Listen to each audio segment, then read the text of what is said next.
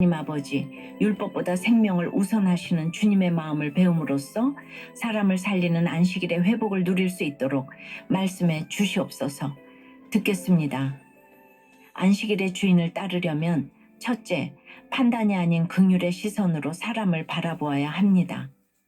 오늘 2장 23절을 보면 안식일에 예수님이 밀밭 사이로 지나가십니다. 안식일이라는 날, 밀밭이라는 장소까지 주님의 의도가 담긴 행동이에요.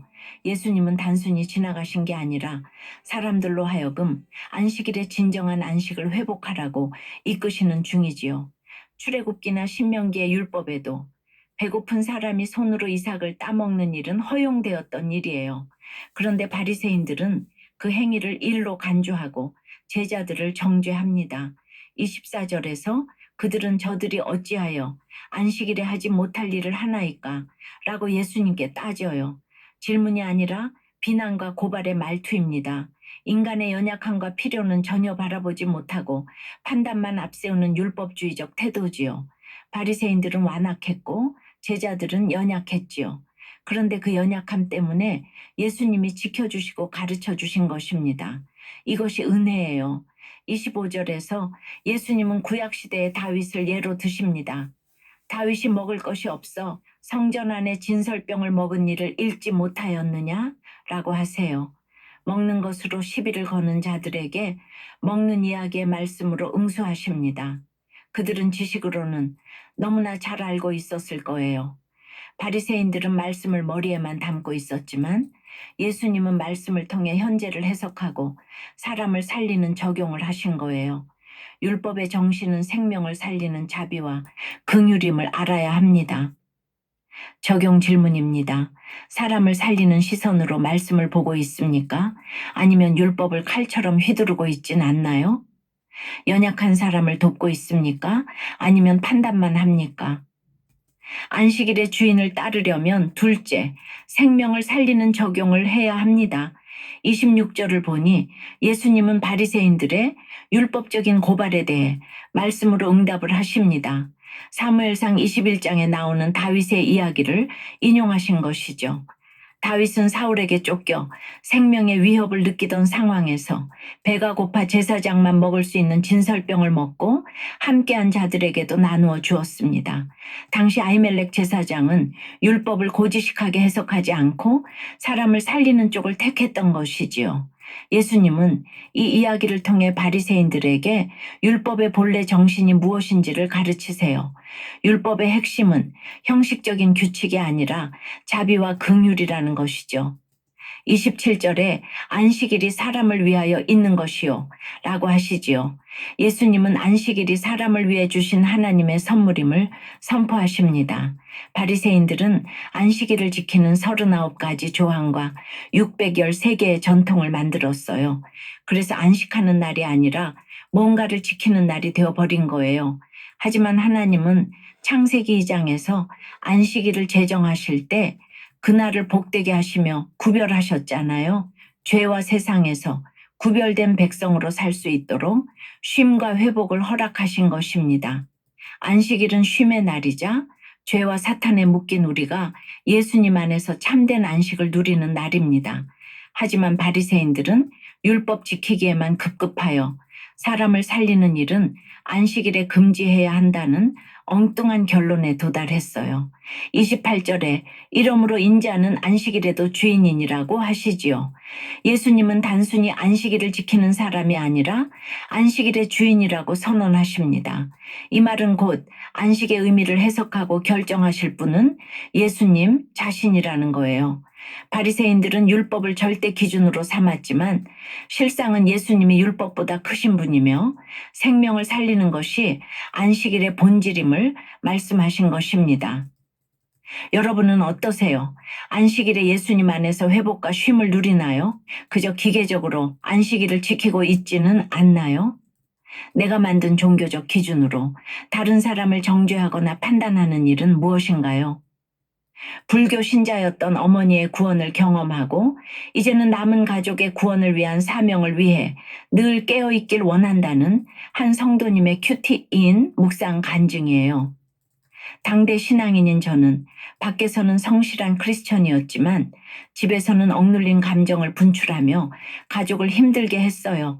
안식일에 이삭을 자른 제자들을 정죄한 바리새인처럼 옳고 그름으로 늘 남을 판단했지요.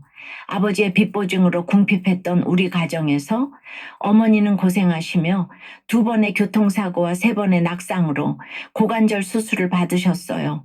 작년 어머니가 위독해지셔서 불교 신자이신 어머니께 복음을 전했는데 어머니는 몇 번 거절하시다 아멘 하셨어요. 이후 의식 없이 가쁜 숨만 몰아쉬시던 어느 날 말씀 묵상 중 작별의 순간이 다가옴을 느껴 그동안 감사했고 천국에서 다시 만나요 라고 말씀드렸어요.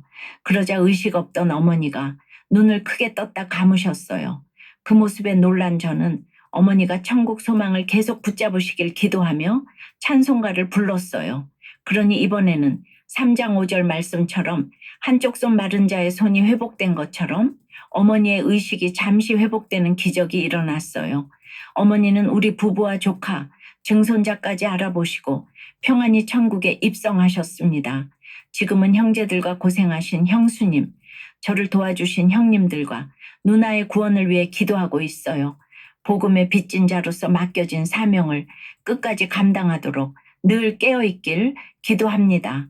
저의 적용은 믿지 않는 형님들과 누나에게 제 간증이 실린 큐티인을 전하겠습니다. 교회 사랑부 교사로서 기쁘고 감사한 마음으로 지체들을 섬기겠습니다입니다. 오늘 3장 1절을 보니 예수님이 안식일에 회당에 다시 들어가십니다. 앞서 바리새인들이 안식일을 범했다는 이유로 예수님을 고발하려는 분위기였지요. 그럼에도 주님은 사람의 눈치를 보지 않고 오히려 그 중심부로 들어가셔서 참된 안식이 무엇인지 실제로 보여주십니다. 바리새인들은 고통받는 사람의 회복에는 관심이 없습니다. 2절에 손 마른 사람이 나오는데 예수께서 이 사람을 고치시면 율법을 위반한 것으로 판단하고 송사하려고 벼르고 있지요. 그러자 예수님은 3절에서 숨기지 않으시고 그 사람을 한가운데 세우세요. 보란듯이 생명의 일을 드러내시는 것입니다. 그리고 4절에서 안식일에 선을 행하는 것과 악을 행하는 것, 생명을 구하는 것과 죽이는 것, 어느 것이 옳으냐 하고 물으십니다. 그리고 5절을 보니 그들의 마음이 완악함을 탄식하셨다고 해요. 죄인에게 분노하신 것이 아니라 완악한 자들에게 분노하십니다. 치유에는 관심이 없고 사람보다 율법을 더 중요하게 여기는 바리새인들의 마음과 태도를 안타까워하신 것이지요. 참된 안식을 가르쳐 주셨음에도 그들은 회개하지 않고 오히려 헤롯 당과 함께 예수님을 죽이려는 논의를 시작합니다. 사랑하는 여러분, 말씀을 머리로만 알다가 사람을 살리지 못하고 오히려 정죄하고 죽이려는 우리의 완악함이 더 무서운 죄일 수 있습니다.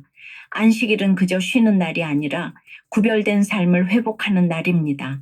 이날 우리는 사람을 살리는 적용, 영혼을 살리는 순종, 죄를 회개하는 말씀의 반응으로 나아가야 합니다.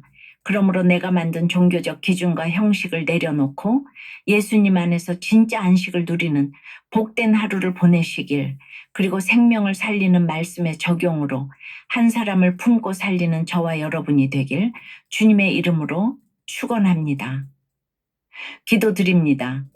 주님, 오늘 말씀을 통해 안식일의 주인이신 예수님을 다시 바라보게 하시니 감사합니다. 안식일을 지킨다고 하면서도 사람을 살리기보다 판단하고 정죄하며 내 의와 기준을 내려놓지 못한 완악한 자였음을 고백합니다. 말씀을 많이 알아도 그 말씀으로 사람을 살리지 못한 저희의 교만을 고백하오니 용서해 주시옵소서. 연약한 제자들의 배고픔은 보지 못하고 규례만 들이대며 정죄한 바리새인의 모습이 오늘 우리의 모습임을 깨닫고 주님 앞에 엎드립니다. 우리가 예배하고 큐티하며 말씀을 듣는 이유가 나를 의롭게 치장하기 위함이 아니라 영혼을 살리기 위함임을 잊지 않게 도와주시옵소서. 오늘도 마음이 굳어 사람의 회복에는 무관심하고 자기 기준이 무너질까 두려워 말씀 앞에 침묵하고 있는 완악함이 저희에게 있다면 깨뜨려 주시옵소서. 이제 내가 만나는 한 사람을 살리는 적용으로 참된 안식의 증인이 되게 하시고 안식일의 주인이신 예수님을 삶으로 전하는 저희가 되도록 붙들어 주시옵소서. 예수 그리스도 이름으로 기도드리옵나이다. 아멘.